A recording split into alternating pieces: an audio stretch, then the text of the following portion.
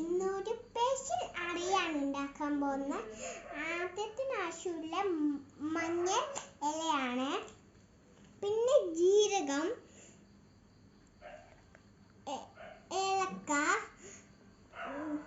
തേങ്ങ, ശർക്കര, അരിപ്പൊടി ചൂട് വളർത്തി കുഴച്ചതാണ്. ഇതെല്ലാം ഒന്ന് മിക്സ് ചെയ്യാം. ഇതെല്ലാം ഒന്ന് മിക്സ് ചെയ്തിട്ടുണ്ട്.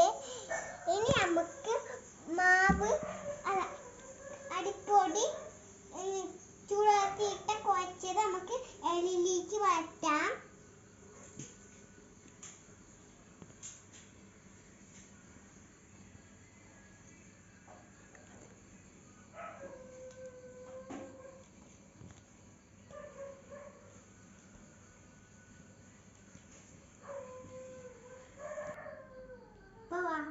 എങ്ങനെയെങ്കിലും ഉണ്ടാക്കിയിട്ടുണ്ട്. അട ഷേപ്പ് ആയിട്ടില്ല, നിങ്ങൾ ഷേപ്പ് ആക്കിയിട്ട് ഉണ്ടാക്കിയാൽ മതി. ഇനി നമുക്ക് ഇതിൻ്റെ മേലേക്ക് ശർക്കര പൊടിച്ചത് ഇട്ട് കൊടുക്കാം.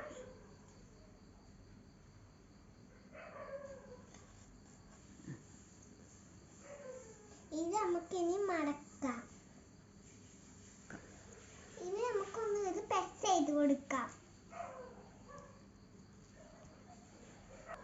നമുക്ക് ഇതുപോലല്ലോ, ചിലപ്പോൾ നിങ്ങൾ ബേക്കറിയിൽ നിന്ന് മേടിച്ച് തിന്നണ്ട, ഇതുപോലെ ഉണ്ടാക്കിയാൽ മതി. ഇനി നമുക്കൊന്ന് ഇത് വേവിച്ചെടുക്കാം. നമ്മൾ നല്ല അട റെഡിയായിട്ടുണ്ട്. നല്ല മണം. ഇനി ഞാനൊന്ന് ഇത് ടേസ്റ്റ് ചെയ്ത് നോക്കട്ടെ.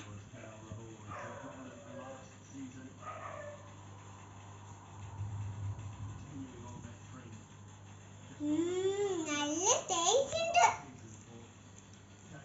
സൂപ്പറാണ്. ഓ എന്നാ ടേസ്റ്റ്, സൂപ്പർ.